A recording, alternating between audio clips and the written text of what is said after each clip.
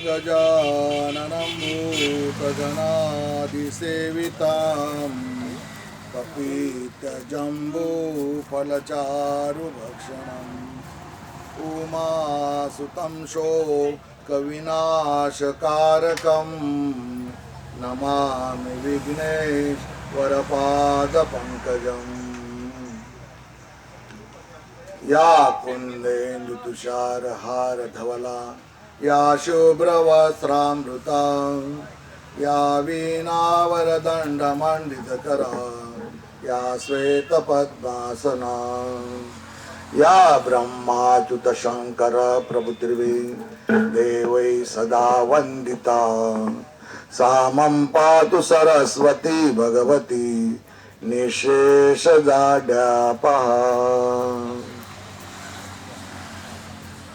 गुरुर्ब्रह्मा गुरुर्विष्णु गुरुर्देवो महेश्वरा गुरुर्साक्षात् परब्रह्म तस्मै श्री गुरवे नमः। योगपूर्ण तपोमूर्ति प्रेमपूर्ण सुदर्शनम ज्ञानपूर्ण कृपामूर्ति नित्यानंदम नमाम्यहम्। मुक्तानंदाय गुरवे शिष्य संसार हारिणे भक्त कार्य देहाय नमस्ते चित सदात्मने। ओम नमः शिवाय गुरवे सच्चिदानंदमूर्तये निष्प्रपंचाय शांताय निरालंबाय तेजसे।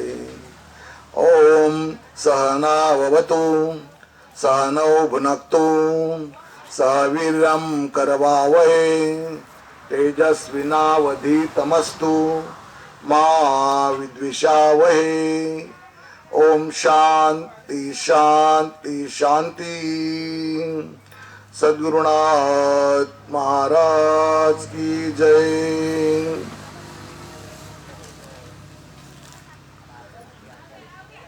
गजानन महाराज के इस प्रगट दिन पर सभी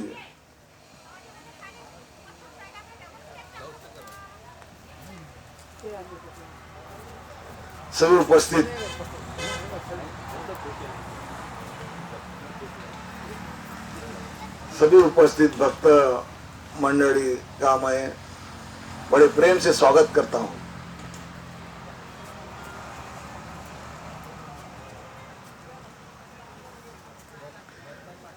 गजानन महाराज, इनकी मैं क्या वर्णन करूं। वह जगत गुरु है, सच्चिदानंद स्वरूपा है। उनकी ख्याति बहुत महान है। अगर समंदर की शाही और पृथ्वी का कागज भी किया तो वह अपूर्ण पड़ेगा। ऐसे महान संत महान सद्गुरु गजानन महाराज है।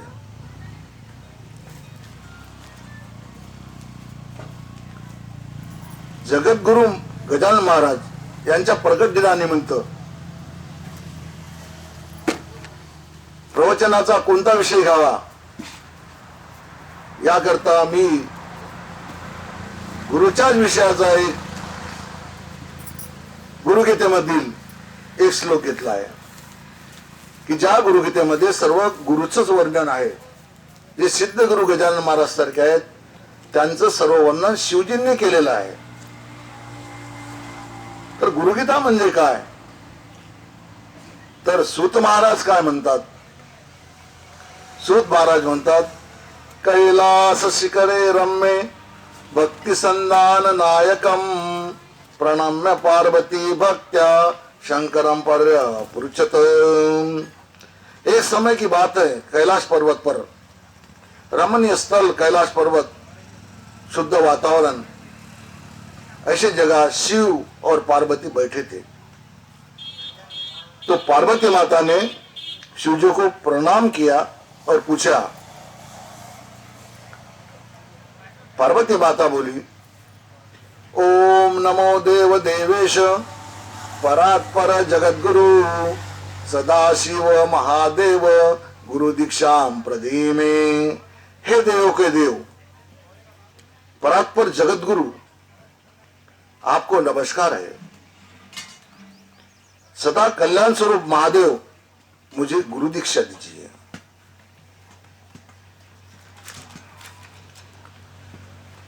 पार्वती माता बोलो, महादेव केन मार्गेण भो स्वामिन् देहि ब्रह्ममयो भवेत् त्वं कृपां कुरु मे स्वामिन् नमामि चरणौ तव।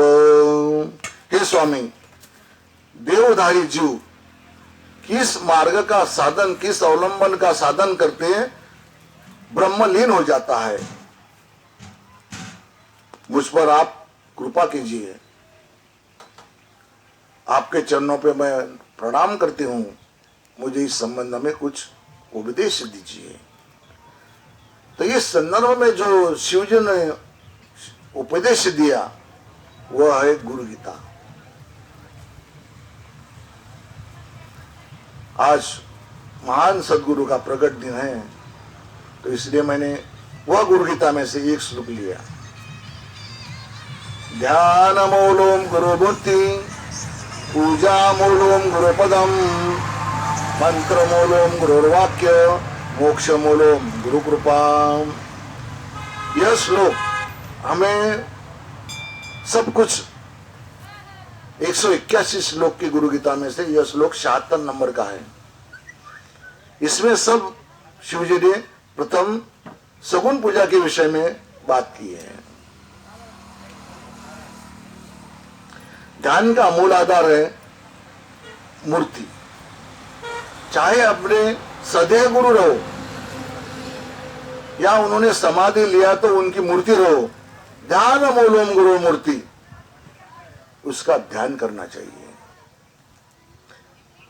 पूजा का मूल आधार है गुरु के चरण। गुरु के चरणों की पूजा करनी चाहिए श्रद्धा से, भाव से। मंत्र मूलम गुरु वाक्य, गुरु जो मंत्र देते हैं, गुरु जो गुरु मुख से हमें जो बोलते हैं, मंत्र मूलम गुरु वाक्य, मंत्र का मूल है गुरु ने दिया हुआ शब्द यानी मंत्र। मोक्ष मूलम गुरु कृपा, और हमें मोक्ष प्राप्ति तभी होती है जब गुरु की हम पे कृपा होती है, अलावा मोक्ष प्राप्ति नहीं होती। यह श्लोक का आधार लेकर हम आज प्रवचन करेंगे। आप एकाग्रता से सुनेंगे तो यह प्रवचन का जो गुह्य अर्थ है, जो गुह्य है, वो आपके समझ में आएगा। अगर आपका ध्यान होएगा कि बैल को पानी चरा पिलाना रहेगा और भैंस को चारा डालना रहेगा, तो यह खाली हाथ आया है खाली हाथ जाएगा, ऐसा होगा।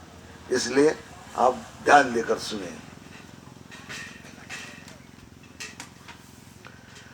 भक्ति 9 प्रकार की होती है, परंतु पूजा 2 प्रकार की होती है। एक सगुण पूजा, एक निर्गुण पूजा। अब हम आज सगुण पूजा के विषय में बात करेंगे, जो कि गजानन महाराज की मूर्ति है, यह सगुण है।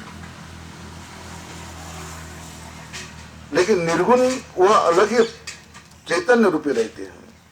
परंतु अगर हम गणेश जी का फोटो या मूर्ति सामने रखते हैं, हार फूल चढ़ाते हैं, दुर्वा चढ़ाते हैं, दिया अगरबत्ती लगाते हैं, भोग चढ़ाते हैं, तो हमें तुरंत ताबड़तोड़ हमारे वो समाधान हो जाता है कि हमने गणेश जी की पूजा किया।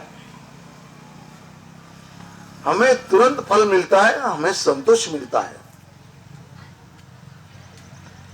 इसलिए सगुण भक्ति महत्व की है। सगुणी पाहता निर्गुणी गेलो। सभी ज्ञानी लोग यही कहते हैं कि सगुण से होकर ही निर्गुण में जाना होता है, जाना जाता है।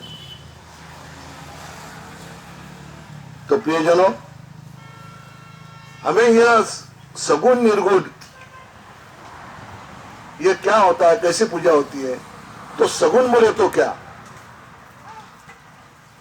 हम इस शरीर से उस सगुण मूर्ति की पूजा करते हैं, क्योंकि मूर्ति सगुण और हम भी अभी सगुण देह धारण किए हुआ है। हमें 4 शरीर प्राप्त है, यह आध्यात्म का विषय है। यह हमें 4 शरीर प्राप्त है, एक ही शरीर नहीं है। पहला शरीर है वो स्थूल शरीर, दूसरा शरीर है वो सूक्ष्म शरीर, तीसरा शरीर है वो कारण शरीर, और चौथा शरीर है महाकारण शरीर। यह हमारे शरीर में 4 शरीर है, एक ही शरीर नहीं है। हमें ये 4 शरीरों में से गुजर जाना पड़ता है, तभी हमें पूर्ण प्राप्ति होती है। इस पर एक ज्ञानेश्वर महाराज का अभंग है।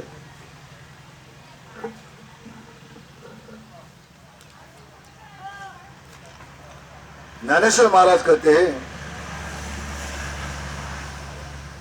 हर भगवान की प्राप्ति, आत्म प्राप्ति के मार्ग पर चलने वाले सभी लोगों को यह पूर्ण माहिती होना जरूरी होती है। ज्ञानेश्वर महाराज कहते हैं, आकाशाचा झेंडा कमर निराळे, त्याशी 4 दडे शोभताती, औट हात एक अंगुष्ठ दुसरे, परवार्ध मसुरे प्रमाण आहे, रक्त श्वेत श्याम नील वर्ण आहे, पीत केशर माझी तेथे,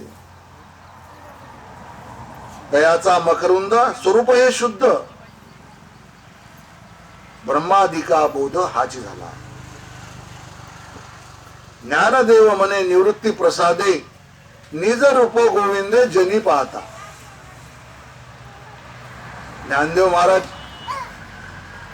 आखिरी के चरण में कहते हैं कि मैं जगत में निज रूप गोविंदे, सभी में भगवान को कब देख पा रहा हूं, मेरे गुरुदेव निवृत्ति नाथ की कृपा से मुझे यह सही समझ आ गई कि सभी में भगवान का वास है।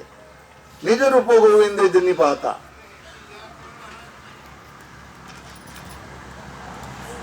प्राता पूजनीय सर्व गुरुओं के गुरु, प्रेमियों के सम्राट, ज्ञानियों के राजा, ऐसे ज्ञानेश्वर महाराज ने इस अभंग में जो भगवान की प्राप्ति चाहते हैं, जो आत्मा प्राप्ति चाहते हैं, उन सभी सिद्ध विद्यार्थियों को, जो सभी साधकों को, सभी इस अभंग में पूर्ण ऐसा बता दिया कि जो उनके अनुभव में साधना काल में जो अनुभूति आ गई, वो हमारे समक्ष उन्होंने रखा है।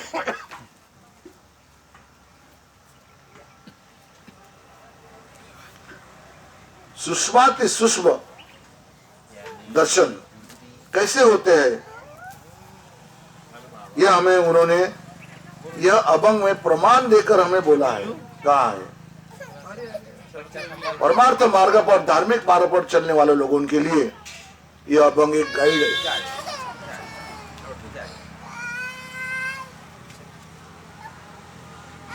साधक जनों का यह अभंग गाइड है। आकाशाचा झेंडा यानी यह नख से लेकर शिखा तक, आउट हाथ यानी 3.5 हाथ का यह कमल रूपी शरीर है। इसके 4 दल है। बहुत गूढ़ बात है, आध्यात्म का विषय है, जो हम धार्मिकता अध्यात्म सब एक ही है। अब जब ज्ञानेश्वर महाराज ने कहा तो कोई आध्यात्म नहीं है, धार्मिक नहीं है, सब एक ही है। लेकिन भगवान प्राप्ति, आत्म प्राप्ति करने के लिए यह बहुत ही महत्वपूर्ण अभंग ज्ञानेश्वर महाराज ने हमें दिया है। और यह शरीर जो है 3.5 आउट हाथ, ज्ञानेश्वर महाराज कहते 3.5 हाथ का यह शरीर, इसके 4 दल है। 4 दलों का विशेष महत्व है अलग अलग। चार दल चार प्रकार के हैं, चार प्रमाण के हैं। पहला दल जो है वह यह स्थूल शरीर,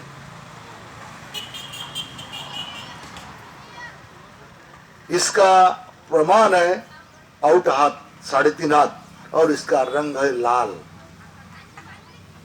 ज्ञानेश्वर महाराज कहते हैं इसका रंग लाल है। दूसरा जो शरीर है वह है सूक्ष्म शरीर।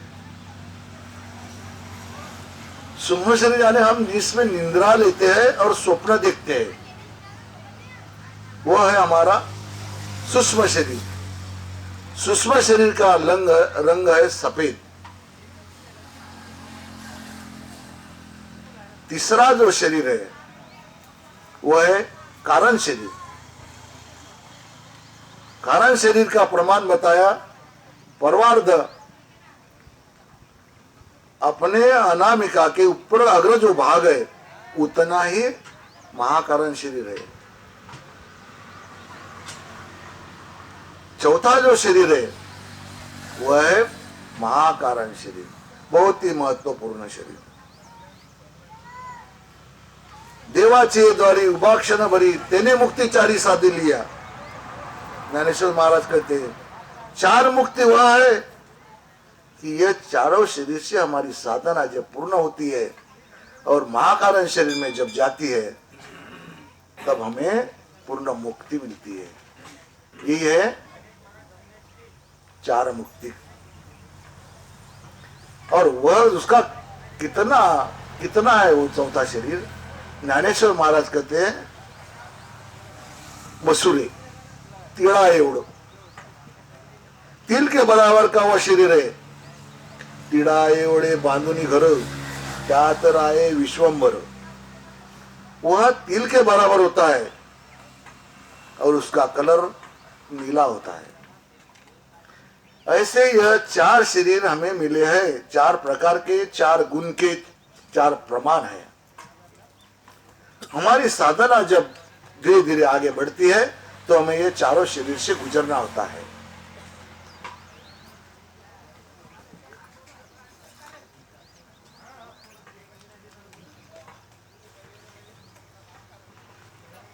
और यह सब कैसा होता है? अब यह जो शरीर है हमारा, यह स्थूल शरीर, यह स्थूल शरीर से हम सुख दुख भोगने वाला यह शरीर है। यह शरीर है तो हमें सुख दुख है। यह शरीर से ही हमें पाप पुण्य करते हैं। यह शरीर से ही हम पाप पुण्य भी करते हैं और यही शरीर से हमें मोक्ष प्राप्त होता है। यह शरीर की कमियत है। इसलिए यह शरीर का भी एक महत्व है। हमें क्या करना क्या करना नहीं, यह शरीर पर ही निर्मूल है।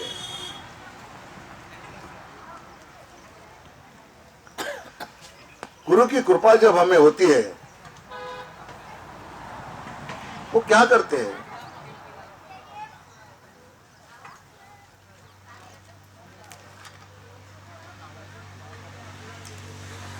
गुरु की कृपा जब हम पे होती है तो वह गुरु शक्ति, गुरुर्वा परमेश्वरी अनुग्रह का शक्ति उसे कहते हैं। वह शक्ति साधारण नहीं होती। वह शक्ति जिस प्रकार से एक घास का बड़ा कितना भी ढेर हो, उस पर थोड़ी सी अग्नि की चिंगारी भी गिरे तो इतना अग्नि धारण कर लेती है और पूरे घास को भस्म कर देती है। वैसे ही गुरु की शक्ति की चिंगारी हमारे अंग में जब प्रविष्ट होती है तभी वो हमारे सभी पापों को जला देती है और तभी से हमारी आध्यात्मिक यात्रा शुरू होती है। ये ज्ञानेश्वर महाराज कहते हैं कि निवृत्ति की कृपा से होता है, किया है उनको जब प्राप्त हुआ है। हम अभी और आगे देखेंगे कि कैसा होता है।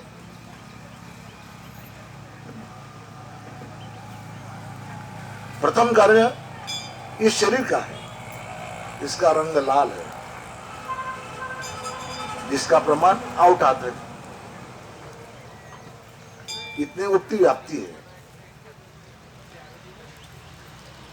यह शरीर 5 ज्ञानेन्द्रिय, 5 कर्मेंद्रिय, पंच प्राण और अंतःकरण की 4 वृत्तियों से भोगता है, अपने को भोगता है। अंदर की बात है, सब अनुभव के विषय है। ज्ञानेश्वरानंद यह अभंग जो दिया है, उनके साधना समय की अनुभूति का वर्णन है।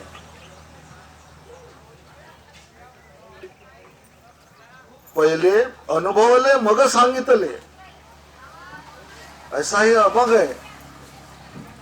और इसी हिसाब से हमारा जन्म यही कारण हुआ है कि हमें मुक्ति मिलना चाहिए। इसलिए हमें ध्यान देकर गए ज्ञानेश्वर महाराज। यह स्थूल शरीर का स्थान नेत्र पे है। ये स्थूल शरीर नेत्र में है। नेत्र से हम देखते हैं, यह कोई सभी दिखता है, अभी सत्य है कि रविभव बैठे हैं। कोई नहीं बोलेगा, नहीं बोला नहीं रविभव नहीं, तो कोई मानने को तैयार नहीं। ऐसे नेत्र सत्य को नहीं देखते, असत्य को देखते हैं। लेकिन वो सत्य भी है, लेकिन असत्य है, पर सत्य ही मानते हैं। ऐसा ही हमारा स्थूल शरीर के ये नेत्र होते हैं। जब सद्गुरु की कृपा हम पे होती है, दिव्य दृष्टि मिलती है, तो हमारे को सही समझ प्राप्त होती है। और अभी निज रूप में गोविंद सभी में भगवान दिखता है।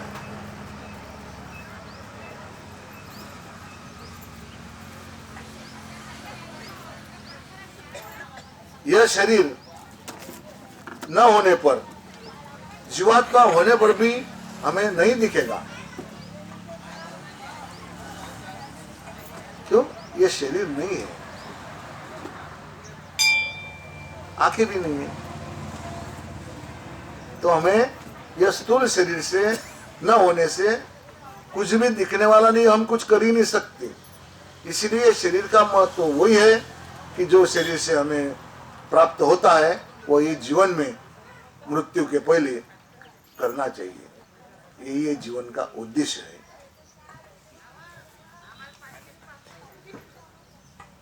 ओंकार, ओंकार से यह सभी विश्व निर्मित है। ये चारों शरीर सभी ओंकार के अस्तित्व में उत्पन्न हुए हैं। इसमें की पहली मात्रा जो है वो है अकार, दूसरी उकार, तीसरी मकार और चौथा अर्ध मात्रा है। ऐसा यह 4 मात्रा में 4 शरीर व्याप्त है। तो पहला यह शरीर जो है स्थूल शरीर, यह आकार मात्रा में आता है।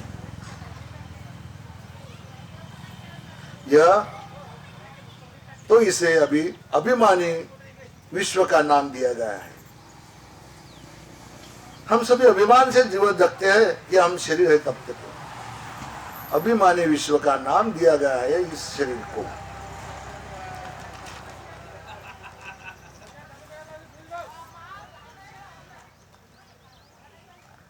गुरु की शक्ति, गुरु की कृपा जब हम पे होती है,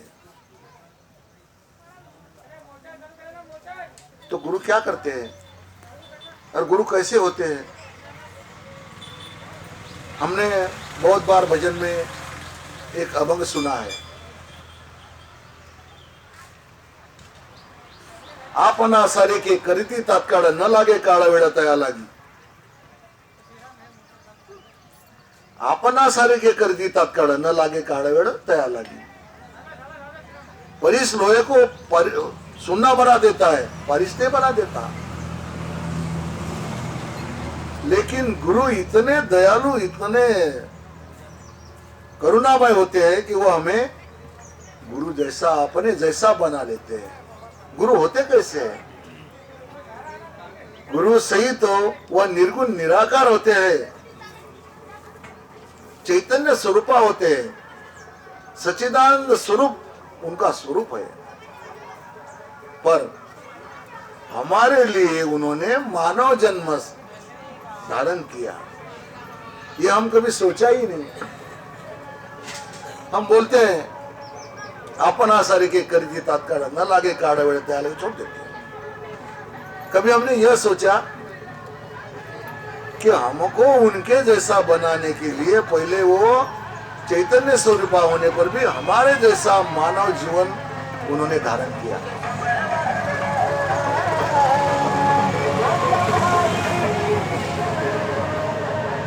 और ये धारण करके जगाच्या कल्याणा संतांच्या विभूती देह कष्टविती परोपकार है,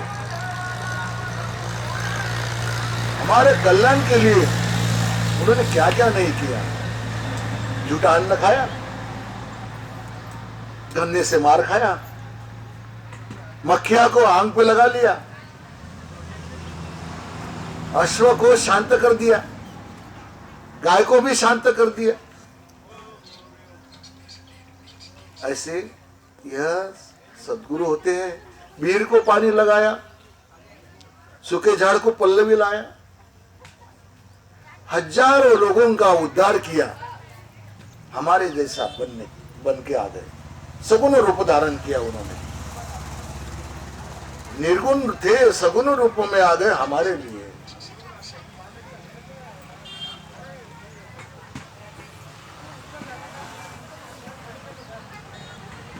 और उन्होंने यह जो चमत्कार किया, हम बोलेंगे चमत्कार किया गजानन महाराज ने। ये चमत्कार उन्होंने किस लिए किया?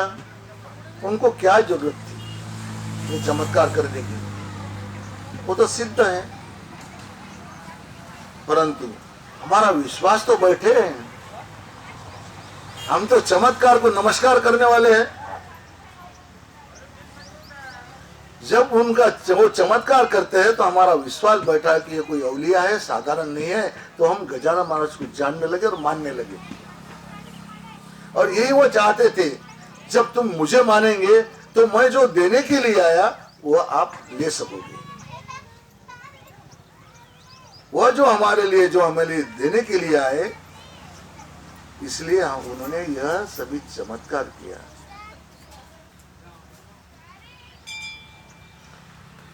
हमको भगवान का दर्शन घड़े, हम परब्रह्म में लीन हो जाए, भक्ति मार्ग में लगे, इसलिए तो आ गए। देखो सभी संत ऐसे ही होते हैं। तुकाराम महाराज को देखो, उनके जैसा कष्ट, इस संतों के जैसा कष्ट हम भी नहीं भोगते, हम बहुत सुखी है। तुकाराम महाराज की परिस्थिति एक तो बहुत गरीबी की, खाने को नहीं, इधर उधर से बाहर के लोगों का बहुत ही त्रास, कि उनकी गाथा लिखी हुई अभंगों की गाथा इंद्रायणी में डुबा दिया। कितना छल किया इन लोगों ने, पत्नी इतनी खड़तर कि कभी तुकाराम महाराज को सुख नहीं दिया होगा। परंतु तुकाराम महाराज ने हमारे लिए यह आदर्श रखा कि परिस्थिति कैसी रहो, हम भगवान प्राप्ति कर सकते हैं। इतना होने पर भी वैकुंठ से विमान लेने को आए, परंतु हमारे लिए कितनी अभंगों की गाथा छोड़ गए, कितना ज्ञान छोड़ गए। वह टोटल हमारे में कितने साल रहे? 82 साल तक हमारे साथ में तुकाराम महाराज रहे और हमें पूर्णत्व प्राप्त हुए ऐसा ज्ञान देके चले गए। ऐसे ही ज्ञानेश्वर महाराज, जिनका बचपन से ही छल किया गया, 2 वक्त की क्या 1 वक्त की रोटी भी नसीब नहीं थी, इतना छल हो गया।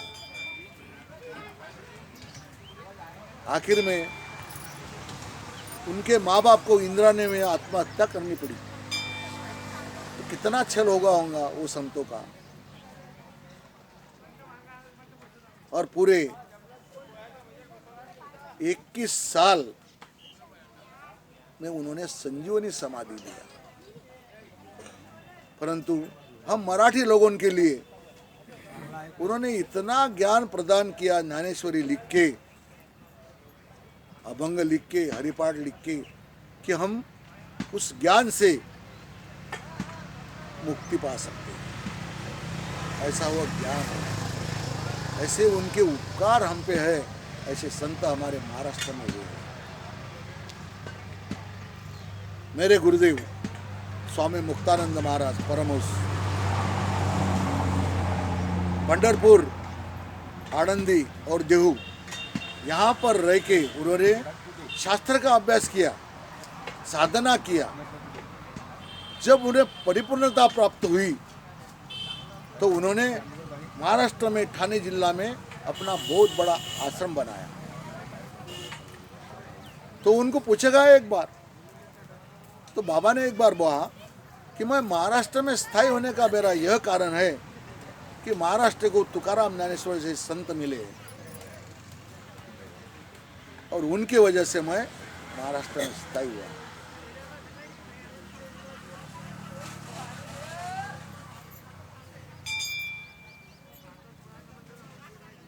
एक हम निर्गुण पर बात कर रहे हैं। एक बार ज्ञानेश्वर महाराज पंढरपुर गए, मुक्ताबाई साथ में थी।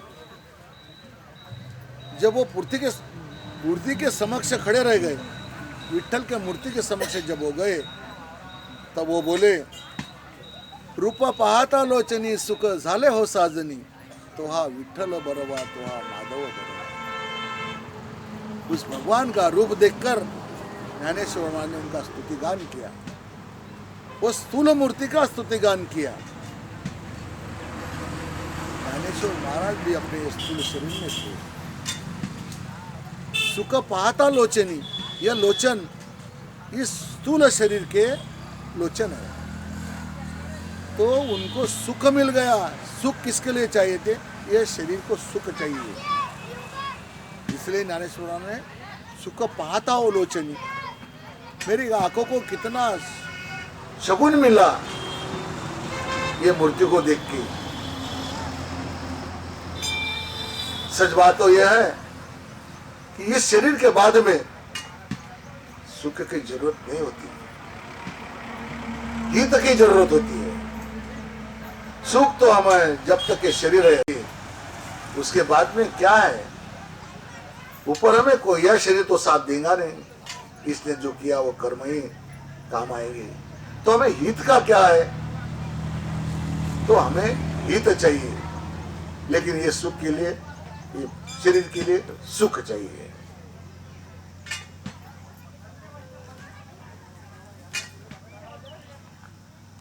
अब हम शिव जी क्यों कहते हैं ध्यान मूलम गुरु मूर्ति? हमें बहुत महत्वपूर्ण बात है कि हमें शिव जी ने कहा है, कोई साधारण व्यक्ति ने नहीं कहा। माता पार्वती को उपदेश शिव जी ने किया है। गुरुदेव की मूर्ति का, भगवान की मूर्ति का क्यों ध्यान करना चाहिए? उससे क्या प्राप्त होता है, उससे क्या लाभ होता है? तो इसमें सुंदर दास जी का एक बहुत महत्वपूर्ण काव्य है। जो नर नारी की ओर निहारत, तो मन होता ही ताही को कृपा। जो मन काही को क्रोध करे पुनि, तो मन कायु को क्रोध से कृपा। जो मन काही को क्रोध करे पुनि, तो मन है तबही तदरूपा। जो मन माई को माय रटे नित, तो मन डुबत माई के कुपा। सुंदर ते मन ब्रह्म विचारत, तो मन होता ही ब्रह्म रूपा।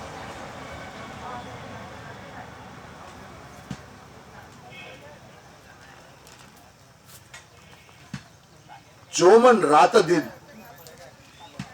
तन्मय होकर नारी का चिंतन करता है, वह मन नारी का रूप प्राप्त होता है। उस मन को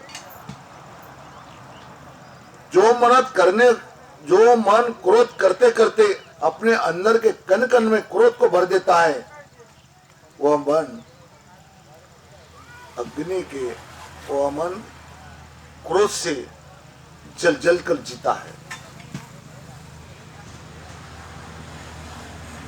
और जो मन माया को माया रटता है, हमेशा माया में डूबा रहता है, वह मन माई के कुपा यानी बीर में डूब जाता है। इसलिए सुंदरदास जी कहते हैं, जो मन अपने हृदय में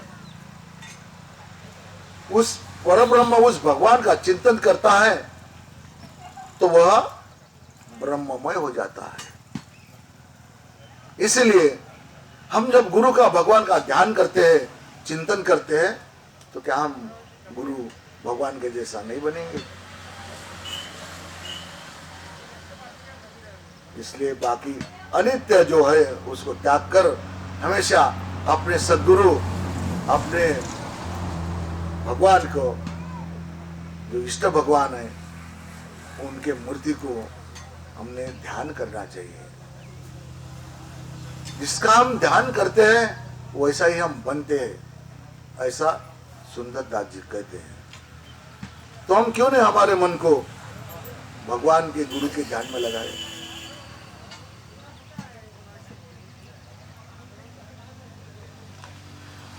सभी ज्ञानी लोग यही कहते आए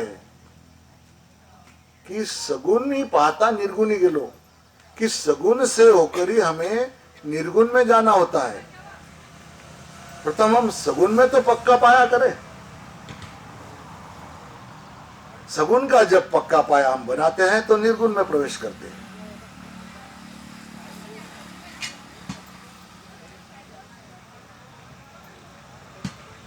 हमें इसी प्रकार से क्रमशः साधना करनी पड़ती है।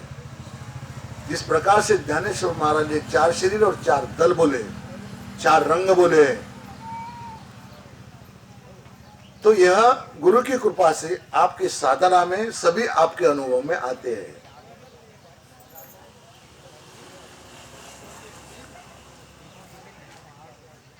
ध्यानम शृणु महादेवी सर्वानंद प्रदायकम सर्व सौख्य कर्म नित्यम भुक्ति मुक्ति विदायकम। शिव जी कहते हैं, महादेवी, गुरु ध्यान सर्व आनंद प्रद, सर्व सुख प्रद, भोग और मोक्ष देने वाला है।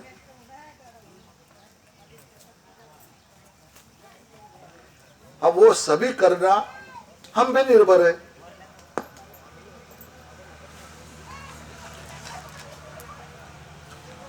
मेरे भाइयों सुनो, तब तक क्या हम कर सकते हैं? यह देह है, नासिवंत देह जाणार सकळ आयुष्य खातो काढ सावधान। हमें संत हमेशा के लिए सावधान करते गए हैं।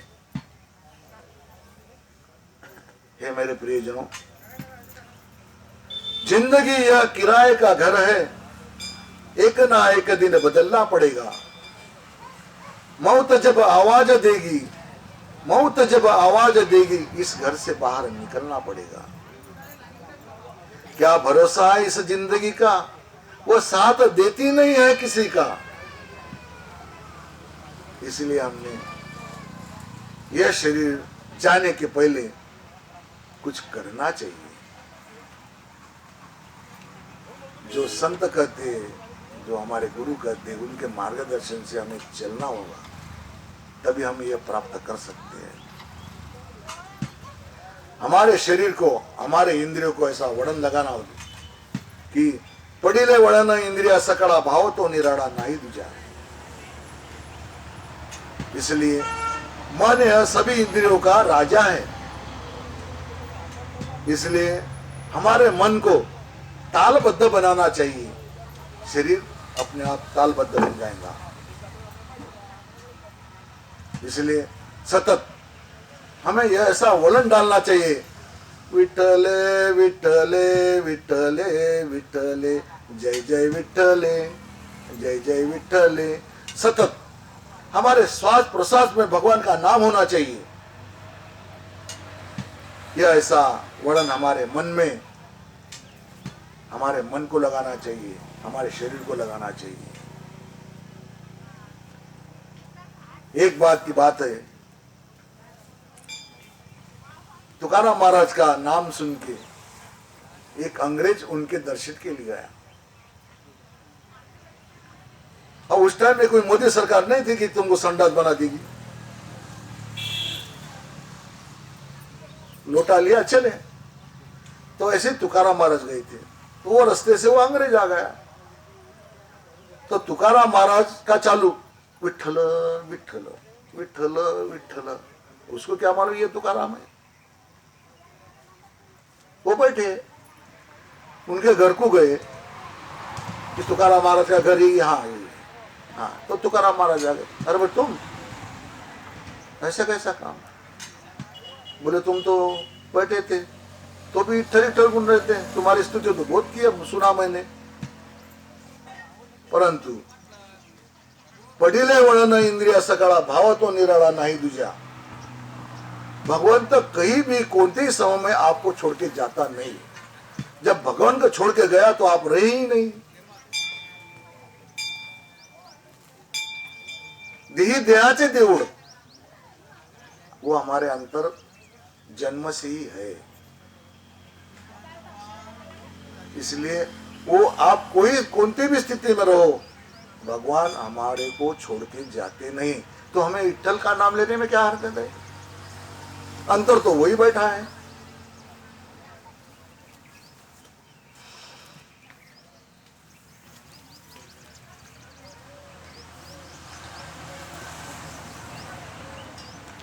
तुकाराम महाराज ने यही कहा है गुरु की महत्ता गाते हुए।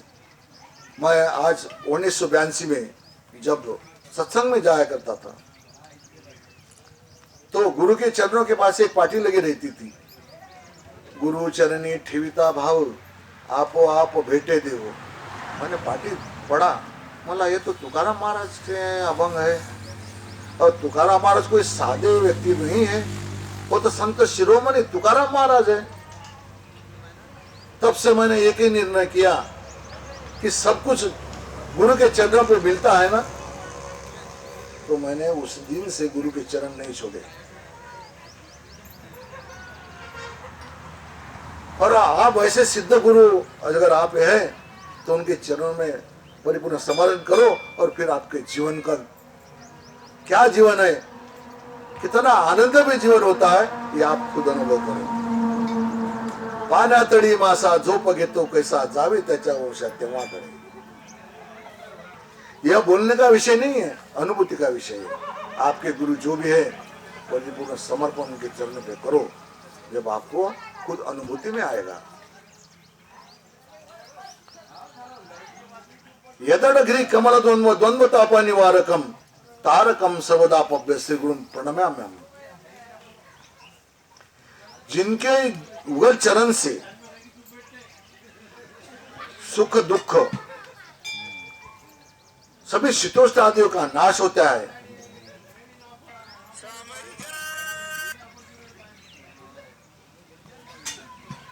सभी संकटों से हमें वो निकालते हैं और हमारा उद्धार करते हैं। ऐसे श्री गुरु के चरण को मैं नमन करता हूँ। श्री गुरु बोलते हैं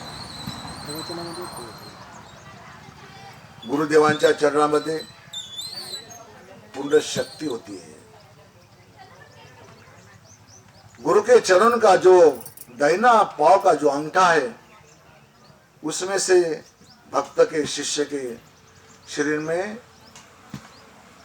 शक्ति प्रविष्ट होती है। वह शक्ति साधारण नहीं होती, उसे गुरु पारमेश्वरी अनुग्रह का शक्ति कहते हैं। वह साक्षात शिव की शक्ति है, गुरु के माध्यम से वो हम पे मिलती है। यह गुरु की महत्ता है।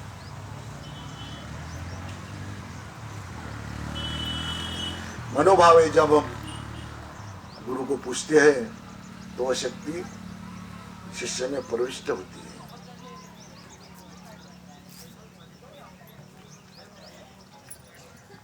वह शक्ति हमें मिलने पर हमारी जो आध्यात्मिक यात्रा शुरू होती है, वह शक्ति हमें पूर्ण प्राप्ति दिए सिवा वह शक्ति हमें छोड़ती नहीं है। पूरी साधना काल में हमारा मार्गदर्शन वह शक्ति करती है। वह साक्षात शिव शक्ति रहती है, शिव की शक्ति होती है।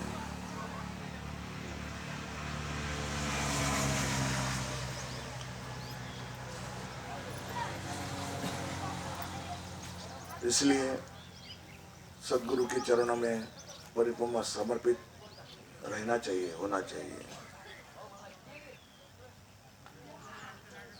आपण हमेशा प्रार्थना करतो, ज्या ज्या ठिकाणी मन जाय माझे, त्या त्या ठिकाणी निज रूप तुझे, मी ठेवितो मस्तक ज्या ठिकाणी, तेथे तुझे सद्गुरु पाय दोन्ही।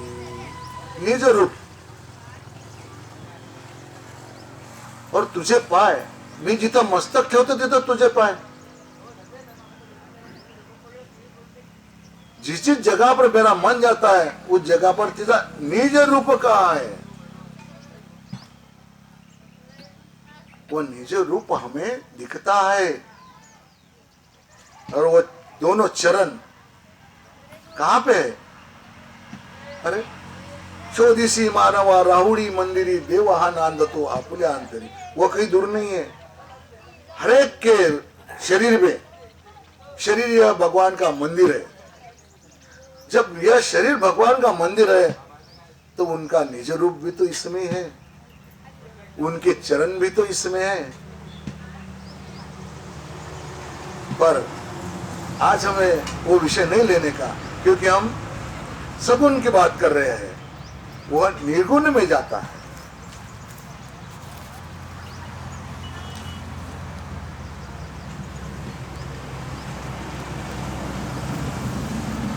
मैं जब गोंदरापुर में था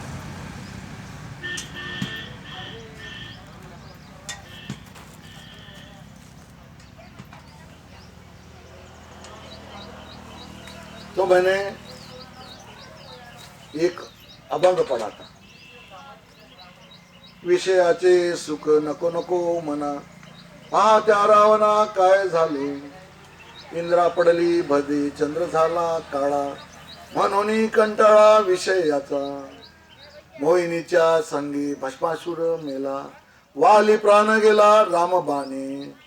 यह सांगदेव महाराज का अभंग है।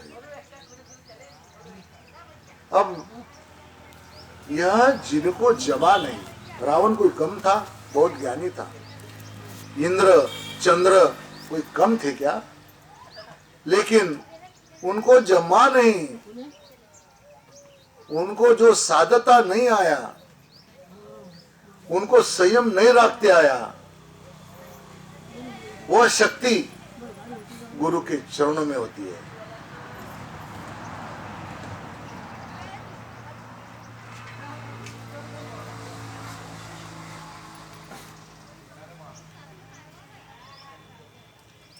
एक गुरु पंच पादुका में एक श्लोक आता है, कामादि सर्प व्रजगारुडाभ्याम, विवेक वैराग्य निधि प्रदाभ्याम, बोध प्रदाभ्याम, द्रुत मोक्षदाभ्याम, नमो नमः श्री गुरु पादुकाभ्याम। जो अंतःकरण के काम क्रोध को, जो काम क्रोध का विष वो उतारने वाली वो गुरु की पादुका होती है। कामादि सर्प, यह जहरीला नाग जो विषय है, उस जहरीले नाग को उतारने वाली होती है गुरु की पादुका, जो रावण को जमाने, इंद्र को जलाने, चंद्र को जमाने। वह गुरु पादुका में वह शक्ति होती है। क्या करते हैं गुरु? हमें विवेक अर्थात ज्ञान वैराग्य प्राप्त करा देते हैं। वो ज्ञान वैराग्य प्राप्त हमें होता है तो हमें इस विषय वासना, ये षडरिपु तुच्छ होते हैं। काम, क्रोध, लोभ, मोह, मद, मत्सर, ये षडरिपु हमारे जीवन में हमेशा के लिए सताते हैं और हमें वाम मार्ग पर ले जाते हैं। परंतु गुरु के चरणों में हमारा समर्पित है तो ये कुछ भी हमारा बिगाड़ नहीं सकता।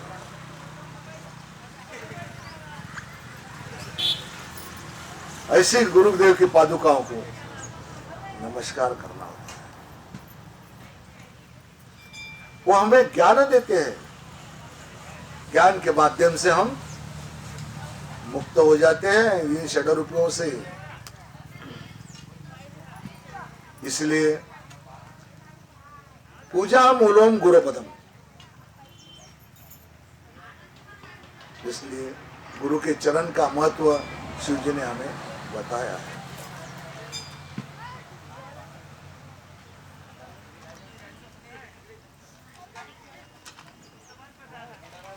हमने गुरु के चरणों का संक्षिप्त में महत्व समझ लिया। हमें समय का भी थोड़ा पाबंद है, नहीं तो ढोरे महाराज कहते वो रमेश ठोंबड़े सासूबाई है, वो सासूबाई आएंगी मेरे भी कान में बोलेंगी कि महाराज बंद करो, इसके पहले मुझे भी थोड़ा सावट नहीं पड़ेगा ना कि वो सासूबाई मेरे पास ना आए।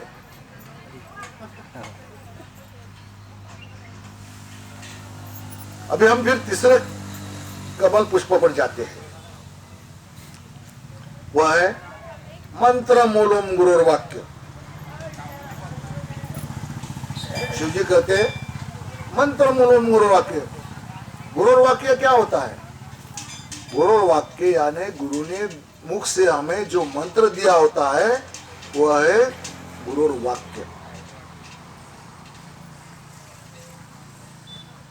गुरु ने दिया हुआ मंत्र चैतन्य मंत्र होता है, वह तुरंत फलित होता है। अगर हम कोई पुस्तक में से कोई मंत्र लेते हैं तो जड़ मंत्र होता है, वह फलित नहीं होता। अगर आपने बहुत ही प्रयत्न किया और वो फलित हुआ तो आपको भ्रष्ट भी कर देता है, क्योंकि उसका पाठबढ़ किसी का नहीं होता वो मंत्र के पीछे। जो गुरु हमें मंत्र देते हैं वो चैतन्य होता है और उससे हमें पाठबल होता है। वो शक्ति उतनी हमारे इसमें पावर करती है जितना हम सहन कर सके, वो हमें भ्रष्ट नहीं होने देती। एक अम्मा अपने बालक को कितनी रोटी देना चाहिए उतनी देती है, ज्यादा देंगी तो उल्टा करेगा, ये अम्मा को मालूम होता है। वैसा ही गुरु को मालूम होता है कि इस शिष्य में कितनी शक्ति देना चाहिए, ये कितना सहन करता है। धीरे धीरे से जैसा बच्चा बढ़ता है उतनी उतनी उसकी माँ रोटी बढ़ाती है। वैसा ही गुरु हमारी साधना के हिसाब से हमारी शक्ति बढ़ती है, हमारी साधना बढ़ती है वैसी शक्ति बढ़ाती है। इसलिए गुरु का महत्व है और गुरु मंत्र का महत्व है।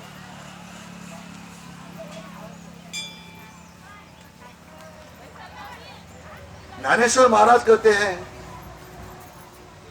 केवल नाम जपने से, मंत्र क्या होता है? गुरु का नाम। केवल नाम जपने से जो समझा नहीं जाता वो समझ लिया जाता है। केवल नाम जपने से जो दिखता नहीं वो देख लिया जाता है।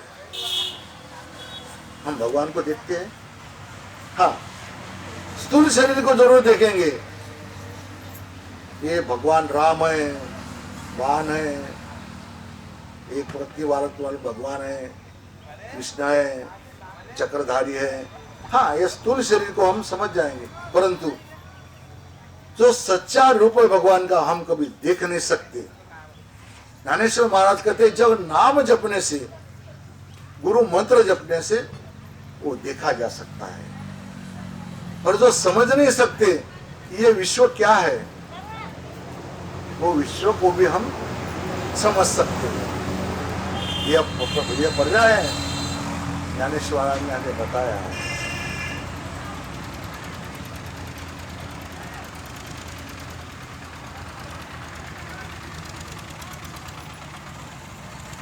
ऐसा कहा जाता है कि आरंभ में ब्रह्म शब्द रूप नाद में प्रकट हुआ, जब वे पृथ्वी अस्तित्व में नहीं थी, तभी नाद रूप में, वो ब्रह्म रूप में नाद शब्द प्रकट हुआ। इसका आरंभ में नाम था, वह था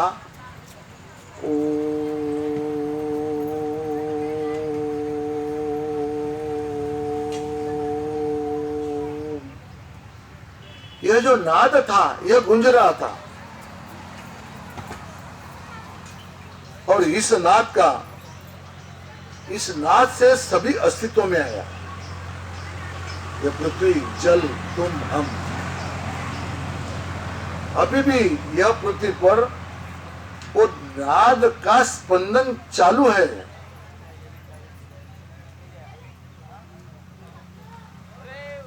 और वह नाद हमारे अंदर में भी है। वो नाद स्पंदन हम हमारे मन के द्वारा हमारे अंदर अनुभव कर सकते हैं।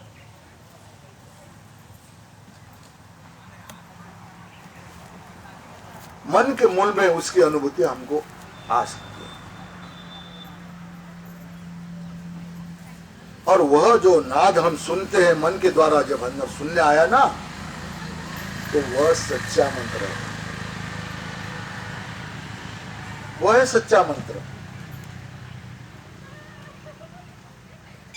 जब अक्षर और वर्ण एक हो जाते हैं, मिलते हैं, तो शब्द बनता है। हमारा आध्यात्मिक जीवन या सांसारिक जीवन इन शब्दों के माध्यम से ही चलता है। हम शब्द मंत्र के विषय में बात कर रहे हैं। बिना भाषा से हम अपना कोई भी कार्य पूरा नहीं कर सकते। प्रत्येक शब्द में उनकी अपनी शक्ति होती है।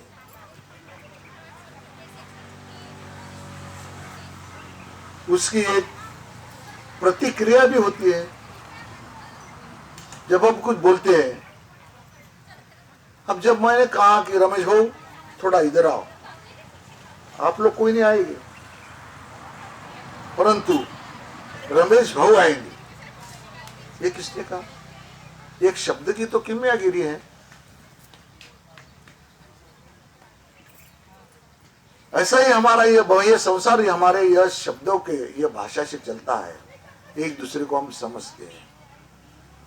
अगर हम एक फ्रूट के दुकान पे गए, वो फ्रूट वाले को हमने कहा भैया सेब दे दो,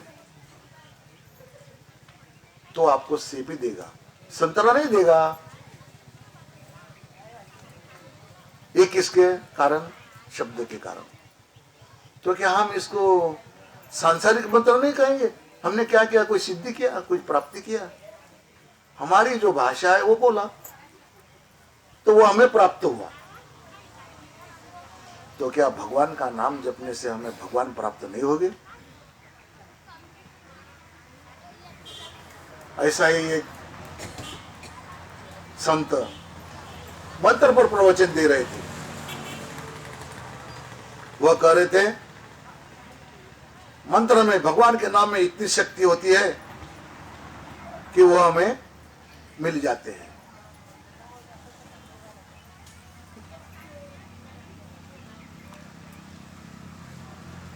अब उसमें बैठने वालों में से महात्मा कह रहे थे कि भगवान के नाम में शक्ति होती है और हम भगवान का नाम जपने से, गुरु का मंत्र जपने से भगवान हमें प्राप्त होते हैं।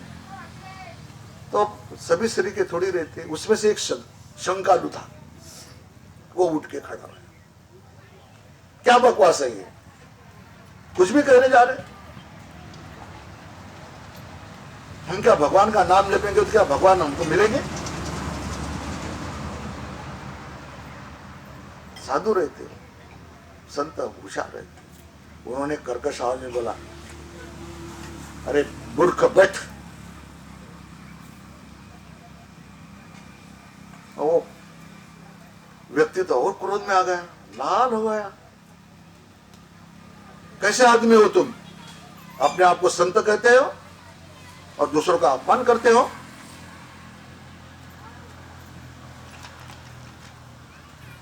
संत शांति से बोले, अभी माफ करना, मैंने आपको दुखाया है। अभी इस समय आपको कैसा लग रहा है महाराज? दिख रहा नहीं आपको? आपने मेरा अपमान किया, मुझे कैसा लग रहा है? तो महाराज बोले, भाई मैंने आपको ये गाली तो दिया है, अब एक गाली ने आप पर इतना प्रभाव की डाला है, तो क्या भगवान के नाम में आपको बदलने की शक्ति नहीं होगी? भगवान का नाम और गुरु का मंत्र हमें बदल देता है,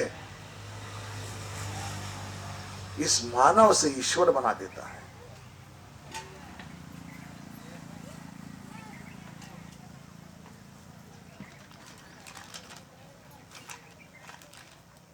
इसलिए गुरु ने दिया हुआ मंत्र साधना के लिए, भगवंत प्राप्ति के लिए बहुत सुलभ होता है।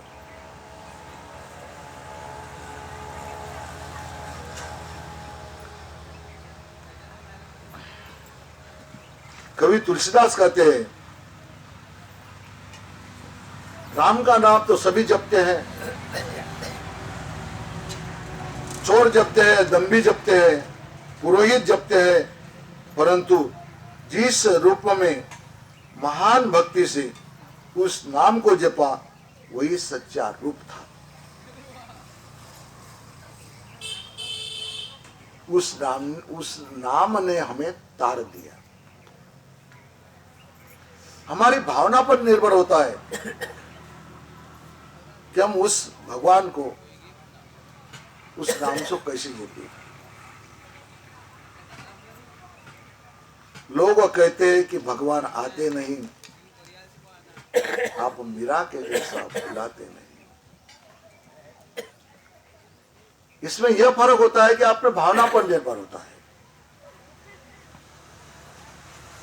भाव तेथे दे। गुरुमुखी मंत्र हमें भौतिक जीवन में भी सुख प्रदान करता है और मोक्ष भी दिलाता है। गुरु हमारे भौतिक जीवन का भी ख्याल रखते हैं, भौतिक जीवन का ख्याल रखते रखते वह शक्ति हमारी आध्यात्मिक साधना भी हमसे करवा लेती है और हमें मोक्ष प्राप्त देती है। आपना सारे की करीती तत्काल, ये होते गुरु। मैं जब बुढ़ापुर में बचपन में था तो हमारे अम्मा लोगों से एक गाना सुना था, गुरु मला प्रसाद प्रसाद देई, संसार सागरा तुम तारुण नहीं। प्रसाद, गुरु से प्रसाद मांगते हैं। इस संसार सागर से तार कराने वाला जो प्रसाद है वह है गुरु ने दिया हुआ मंत्र। गुरु ने दिया हुआ मंत्र ये नौका है और हमें सागर पार करा देती है। इसलिए गुरु और गुरु की महत्ता है। सभी हमारे संतों ने गुरु और गुरु की महत्ता को गाया है। इतने बड़े ज्ञानेश्वर महाराज हर अभंग में आखिर में उन्होंने निवृत्ति प्रसादे बोला होगा। यह है गुरु की महिमा। हम समझते, कोई समझते नहीं समझते, यह हमें संत कुछ देकर जाते हैं, लेकिन समझने के लिए गुरु ज्ञान की जरूरत है।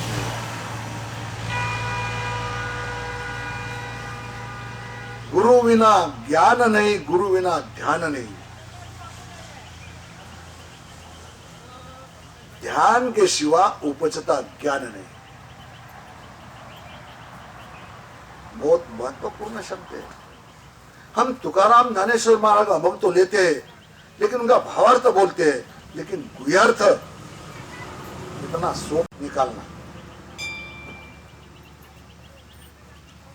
हम कीर्तन तो कर देते हैं, भावार्थ बोल देते हैं, सुनने वाले भी सुन लेते हैं, आओ क्या बढ़िया कीर्तन। लेकिन मेरे भाई हो, तुकाराम महाराज हो, ज्ञानेश्वर महाराज लो, एकनाथ महाराज लो, वो स्थिति उनकी क्या थी, इस समय में उन्होंने वो अभंग गाया। वो स्थिति का समझना इतना सोपा नहीं है। वह सिद्ध संत या सिद्ध गुरु के माध्यम से ही हमें ध्यान में आता है। इसलिए गुरु बिना ध्यान नहीं, गुरु बिना ध्यान नहीं, और गुरु बिना उपजता ज्ञान नहीं। गुरु के माध्यम से हमें उसका स्पष्ट जो कहाँ है उन संतों के, यह समझ आ जाती है। तो गुरु मंत्र ही यह सच्चा प्रसाद है हमें तारने वाला। मननात् त्रायते इति मंत्र। मंत्र मनन करने वाले को तारता है, ये भौतिक जीवन में भी और आंतरिक जीवन में भी। अब ईश्वर एक प्रमाण देता हूं। रामनाथ स्वामी के समय की बात है।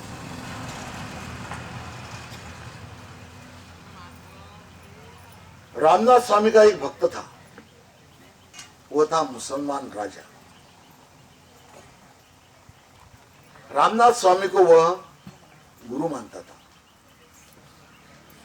बहुत बार उसने रामनाथ स्वामी को अपने घर बुलाया, पर ये क्या है, सिद्ध पुरुष जिधर गए उधर गए। परंतु एक बार वह राजा के नगरी से गुजर रहे थे, तो रामनाथ स्वामी को याद आ गया, अरे ये राजा ने हमें बहुत बार बुलाया है, तो चलो आज उनके घर जाते हैं। परंतु वो गांव से बाहर से एक नदी बह रही थी। जैसा ही वो नदी पार करने लगे रामदास स्वामी, तो बाजू में एक डो था।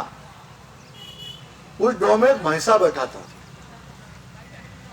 रामदास स्वामी देख के वो उठ के खड़ा हो गया और वो अपना सींग है वो पानी में डुबाता था और कराड़ पे, वो पत्थर पे घसता था।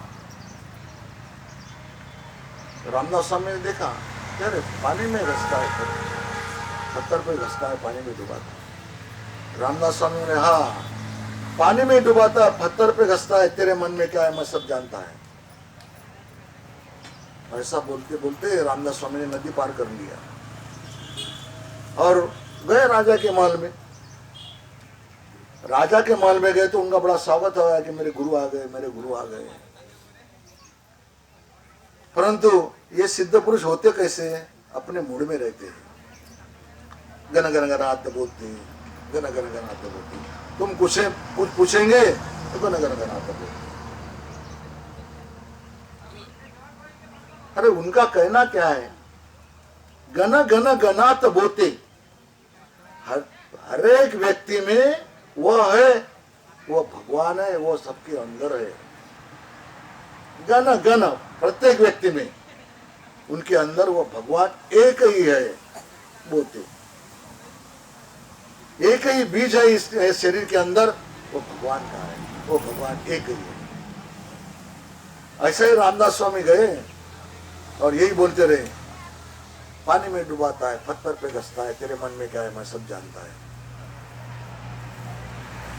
तो उनका स्वागत वगैरह गया, पूजा वगैरह हो गई, रामदास स्वामी चले गए। पर बहुत बड़ा धार्मिक राजा था। वो बोले मेरे गुरु है और मेरे गुरु ने मुझे मंत्र दिया है, पानी में डुबाता है, पत्थर पे घसता है, तेरे मन में क्या है सब जानता है। वो राजा ने क्या किया, ऐसी बहुत सारी पार्टियां बना दिया और सब घर में, सब रूम में लगा दिया और वह जपते रहा। ध्यान गया कि पानी में डुबाता है, पत्थर पे घसता है, तेरे मन में क्या है सब जानता है। अब इधर क्या चल रहा था कि ये लोगों में वैसी प्रथा ही है, बाप को मारो राजा बनो, भाई को मारो राजा बनो। तो ऐसा ही उनके भाई का प्लान चालू था कि इसको मारने के बाद में मैं वारिस मैं ही हूं और मैं राजा बनूंगा। तो उसके भाई ने यह प्लान बनाया कि इसको खत्म कर दे राजा को। पर राजा को खत्म करे कौन? तो उन्होंने एक नाई को चुना कि जो राजा की रोज दाढ़ी बनाने जाता था। उसको कुछ लालच दिया। नाई बोले नहीं बाबा मैं ऐसा काम नहीं करता। परंतु वो राजा ने उसको समझाया कि मैं 7 जन्म में पुरने वाली तेरे को प्रॉपर्टी देता हूं और राजा जाने के बाद मैं राजा बनूंगा तो तेरे को सजा भी नहीं होगी। ऐसा वैसा करके वो नाई मान लिया। जब दूसरे दिन वो नाई राजा की दाढ़ी करने गया तो राजा बैठा, नावी बैठा, तो नावी ने वस्त्रा निकाला और वो निशाना रहता, वो पानी में डुबाता था और निशाने पे दसता था। उतने में राजा की अपने वो लिखी हुई पाटी पर नजर गई। तो राजा बोले पानी में डुबाता है, पत्थर पे घसता है, मैं तेरे दिल में क्या है सब जानता हूं। नावी घबरा गया कि राजा को कैसा पता चला, अब तो बुरी बात है। राजा ने वस्त्रा छोड़ दिया, पांव पकड़े, नहीं राजा मेरा कुछ कहना नहीं, मुझे माफ कर दो, मेरी कुछ दोष नहीं, ये सब तुम्हारे भाई का प्लान है। राजा बोले अरे इसको हुआ क्या? अरे भाई कुछ बोल तो सही, क्या हुआ? नहीं राजेश्री आपको सब मालूम है, आपको सब समझ गया। आपने तो बोला पानी में घसता है, पानी में डुबाता है, पत्थर पे घसता है, तेरे मन में क्या है सब जानता है। आप तो सब जानते महाराज, मुझे क्षमा करो, मुझे क्षमा करो। राजा बोले अरे भाई शांत हो जा और मुझे बता दे। तो नावी ने राजा को सब स्टोरी बता दिया और राजा सतर्क हो गया, बच गया। और जो भी भाई और भाई के साथीदार थे उनको जेल में डाल दिया। तो ये भौतिक जीवन में भी जब ये सिद्ध लोग कुछ कहते हैं ना, गने गने गाते बोलते, तो इसमें कुछ बहुत अलग अर्थ रहता है। वो हमें बचाते हैं भौतिक जीवन में और आंतरिक जीवन में।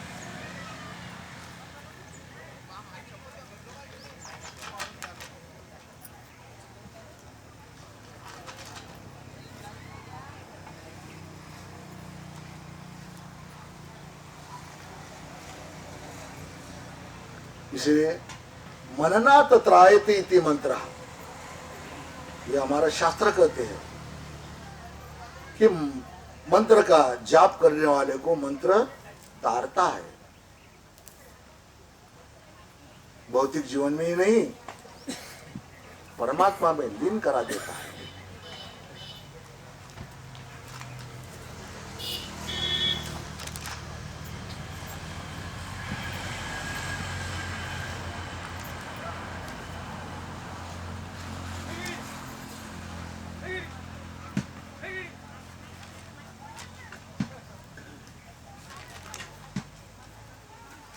अभी हम चौथे चरण में जाते हैं।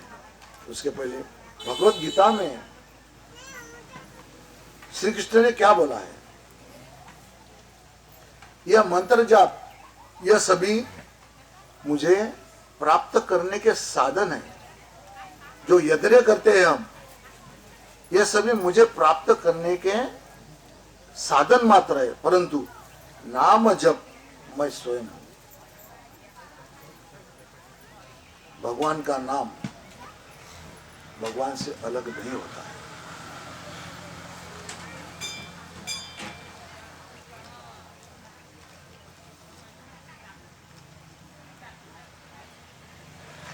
भगवान का नाम जपने से हम कृष्णमय बन जाते हैं, परब्रह्ममय बन जाते हैं।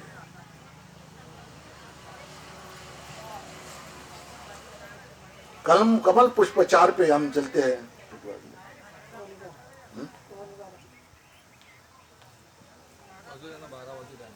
हाँ, तो 15 मिनिट टाइम आहे ना भाऊ आम्हाला। हम तो चौथे चरणावर आलो। मोक्ष मूलम गुरु कृपा। हम कितना कुछ भी करेंगे ना,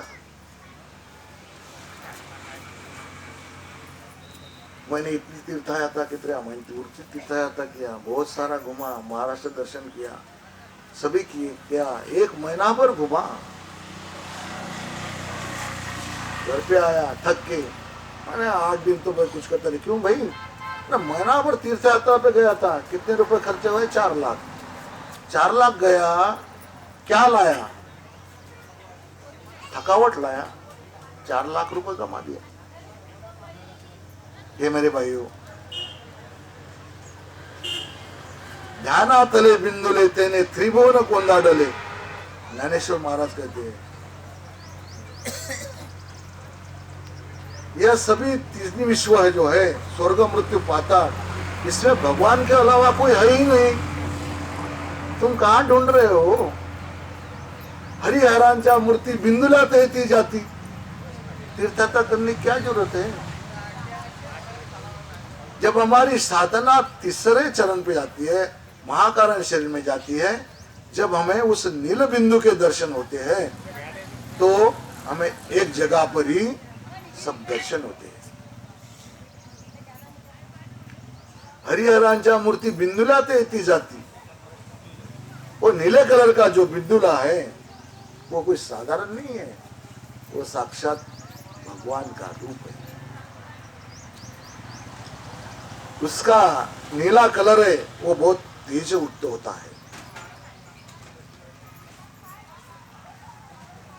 सहस्त्र कोटि समप्रभ, वह महाकारण शरीर में दिखने वाला जो बिंदु है, 1000 कोटि सूर्य का तेज उसमें होता है। ऐसा वह नील बिंदु हमारी आत्मा है, वह परमात्मा है, वो हमारा आखिरी शरीर है। वो शरीर के बाद में 5वां शरीर नहीं है। जब उसके दर्शन होते हैं तो ये मुक्ति हमें मिलती है, वो सद्गुरु की कृपा से होती है। भगवान के दर्शन होते हैं। बाकी जो गोचर दिखने वाला सुख है, जो इंद्रियों को सुख लगता है, ऐसे वस्तु का त्याग करना चाहिए, शिव जी बोलते।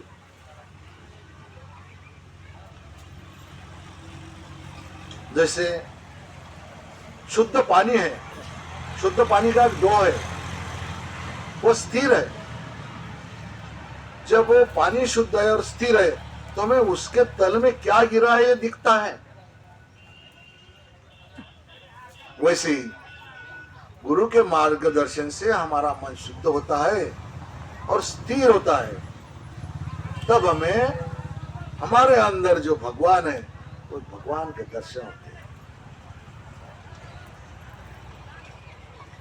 हमें उन्होंने शिकवनी दी है, परस्पर देवो भव। हर एक में भगवान को देखो।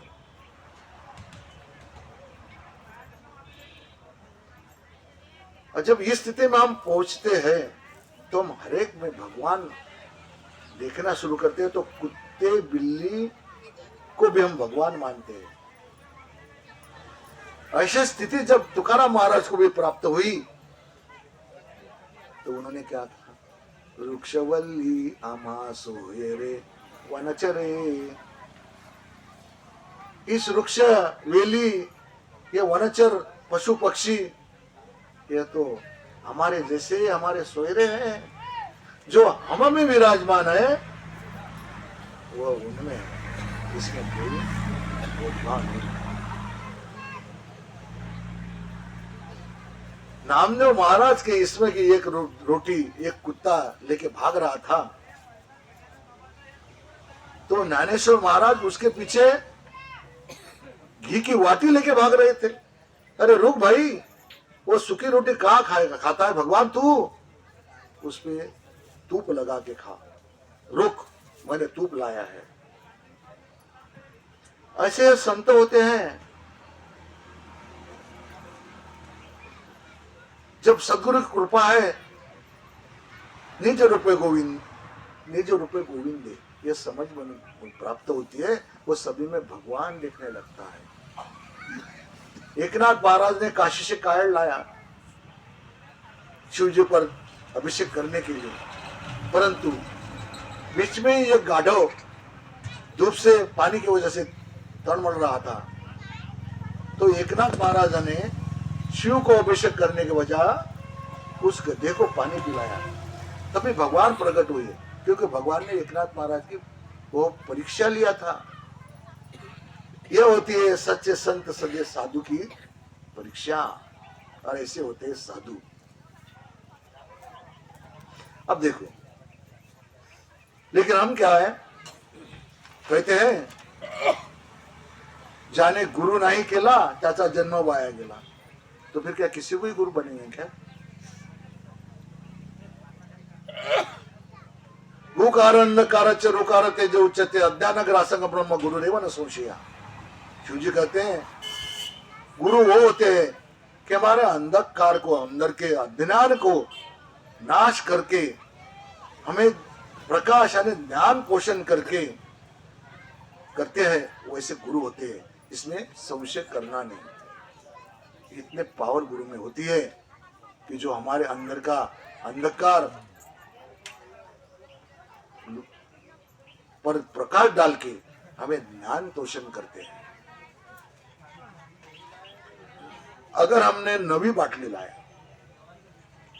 एक आधी बीर में पानी ही नहीं, और हमने पानी निकालने के लिए बाटली छोड़ा, कितना भी पटको नवी बाटली हुई तो टूटेगी छूटेगी, पर ऊपर निकालने के बाद में जो पानी नहीं निकलेगा।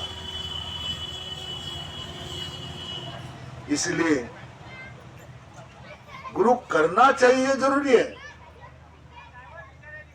यानी गुरु नाही केला त्याचा जन्म भाग वाया गेला, ये बिल्कुल बराबर है, परंतु गुरु गुरु घुमाने वाले गुरु मत करो।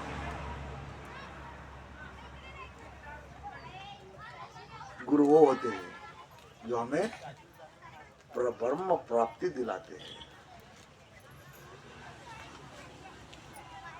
तो भी गुरु महान होते हैं, महान गुरु मिले भी तो एक हाथ से थोड़ी ताली बजती। गुरु कृपा तो होगी, पर शिष्य कृपा भी तो होना जरूरी है। कबीर जी के पास एक कमल नाम का शिष्य था। शिष्य कैसे होना चाहिए? हम तो गुरु से वाद विवाद करेंगे, उनसे उनको प्रश्न करेंगे, लेकिन गुरु कैसे, शिष्य कैसे होना चाहिए? एक कमल नाम का शिष्य था। एक दिन कबीर जी धूप में कुछ सी रहे थे, सुई धागा लेकर, उनकी सुई गिर गई। तो उन्होंने आवाज दिया, हे कमल लालटेन लगा के ला। तो कमल उठा, लालटेन लगाया, लालटेन लगा के लेके गए कबीर जी के पास। अरे बोले मेरी सुई गिरी। उन्होंने सुई ढूंढा, दिया। पर गुरु से यह प्रश्न नहीं किया कि आप तो इतने धूप में बैठे हैं, लालटेन की क्या जरूरत थी। ऐसे होते शिष्य, कृपा पात्र शिष्य इसे कहते हैं, वही कृपा पात्र शिष्य बन सकते हैं। हम कभी भी भगवान को, गुरु को कुछ मांगते ही रहते हैं। भौतिक सुख मां ली जाती है, बच्चे को लग रे पाया मां सुखी ठेवा देवा। सुख बचपन से हम भगवान को सुख मांगो, अरे सुख तो एक क्षणिक स्थूल शरीर के लिए चाहिए, पर कुछ हित का मांगो कि जिसमें हमारा हित बने। तुकाराम महाराज को जब भगवान ने पूछा मांगो क्या चाहिए, तुम्हें जो मांगोगे वो मिलेगा। तुकाराम महाराज, भगवान मुझे कुछ नहीं चाहिए। नहीं, भगवान बोले मांगो, जो मांगना है मांगो, मैं दूंगा। और मेरे भाइयों, तुम्हारा जो आप देना ही चाहते तो एक दो। हेची दान देगा देवा तुझा विसर न हो। मेरा तो ये दान दो भगवान, हर श्वास प्रश्वास में मैं तुमको ही बचू।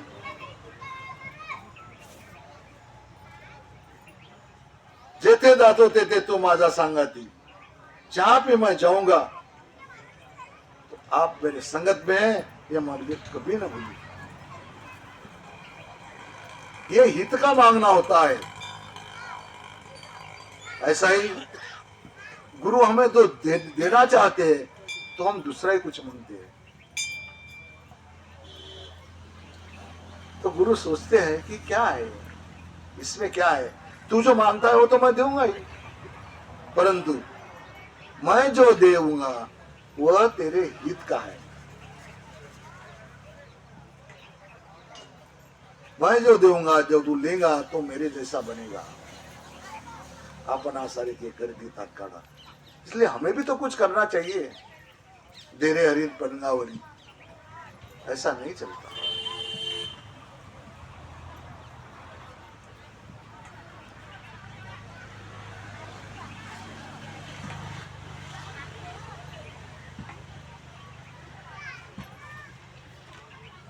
अभी समय के अनुसार हमारा यह प्रवचन पे हम पूर्ण विराम देते हैं।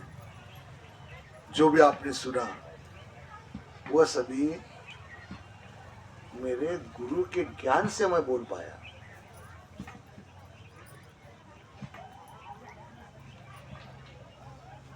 यस्य स्मरण मात्र ध्यानमुत्पद्यते स्वयं ये एव सम्प्राप्ति तस्मै श्री गुरुवे नमः। जिनके स्मरण मात्र से ज्ञान की उत्पत्ति होती है, ऐसे गुरु के शिव जी का बोलते हैं मैं नमन करता हूं। वैसे ही ये गजानन महाराज जैसे सिद्ध गुरु वैसे ही होते हैं जिनकी स्मरण मात्र से तुम्हारे अंदर से ज्ञान उदित होने लगता है।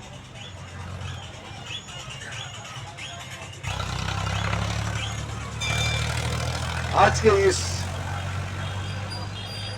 प्रकट दिन के सोड़े के लिए जिन जिन लोगों ने अपनी सेवा अर्पित किया उन सभी का मैं आभार व्यक्त करता हूं।